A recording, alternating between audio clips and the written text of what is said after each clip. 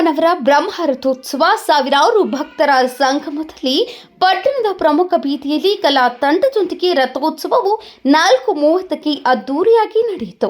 ತಾಲೂಕಿನ ಜೋಡಿ ಗ್ರಾಮಗಳಾದ ಕಿಕ್ಕೇರಿ, ಲಕ್ಷ್ಮೀಪುರ ಗ್ರಾಮಗಳ ಮಹಾಲಕ್ಷ್ಮಿ ಕಿಕ್ಕೇರಮ್ಮ ಅಮ್ಮನವರ ಬ್ರಹ್ಮರಥೋತ್ಸವದಲ್ಲಿ ಎತ್ತ ನೋಡಿದ್ರು ಜನಸಾಗರ. ಭಕ್ತರ ಭಾವೈಕ್ಯ ಸಂಗಮ, ಪಕ್ಷಾತೀತವಾಗಿ ಜನಸಮೂಹ ಕಾಣಿಸಿತು. ಮಹಾಲಕ್ಷ್ಮಿ ಕಿಕ್ಕೇರಮ್ಮ ಲಕ್ಕಮ್ಮ ಉಘೇ ಉಘೇ ಎಂದು ಜೈಕಾರ ಹಾಕುತ್ತಾ ಸಾಗುತ್ತಿದ್ದ ನೋಟ ಭಕ್ತಿ ಶಕ್ತಿಯ ದೇವಿಯ ಮಹಿಮೆಯನ್ನು ಸಾರುವಂತಿತ್ತು.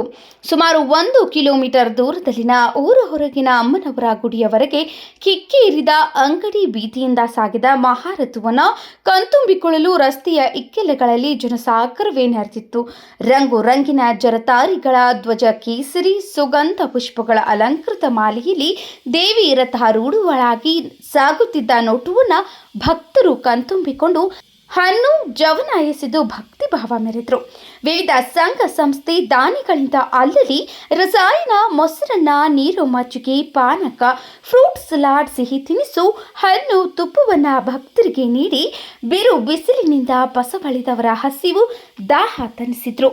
ಈ ಸಂದರ್ಭದಲ್ಲಿ ಜಿಲ್ಲಾ ಪಂಚಾಯಿತಿ ಮಾಜಿ ಉಪಾಧ್ಯಕ್ಷ ಕೆಎಸ್ ಪ್ರಭಾಕರ್, ಕೆಪಿಸಿಸಿ ಸದಸ್ಯ ಕಿಕ್ಕೇರಿ ಸುರೇಶ್, ಶ್ರೀ ಸುಬ್ರಹ್ಮಣ್ಯ ಸೇವಾ ಟ್ರಸ್ಟ್ ಅಧ್ಯಕ್ಷ ಬಿಎಂ ಕಿರಣ್, ಗ್ರಾಮ ಪಂಚಾಯಿತಿ ಮಾಜಿ ಅಧ್ಯಕ್ಷ ಚಂದ್ರೇಗೌಡ, ಗ್ರಾಮದ ಹಿರಿಯ ಮುಖಂಡರಾದ ನಿಂಗಪ್ಪ, ಶಿಕ್ಷಕರಾದ ಕುಮಾರ್, ಮುಖಂಡರಾದ ನಂಜೇಗೌಡರು, ಸ್ವಾಮಿ, ರೇವಣ್ಣ, ದೇವರಾಜು, ಮಂಜೇಗೌಡರು, ಯೋಗೇಶ್, ಜಯರಾಮು, ಲಕ್ಕೇಗೌಡರು, ರಾಮೇಗೌಡರು, ರಂಗೇಗೌಡರು, ಸಿದ್ದರಾಮೇಗೌಡರು, ಅರ್ಚಕರಾದ ಕಿಕ್ಕೇರಿ ಗೌಡರು ಸೇರಿದಂತೆ ಸುತ್ತಮುತ್ತಲಿನ ಗ್ರಾಮಸ್ಥರು, ಮುಖಂಡರು ಭಾಗವಹಿಸಿದರು.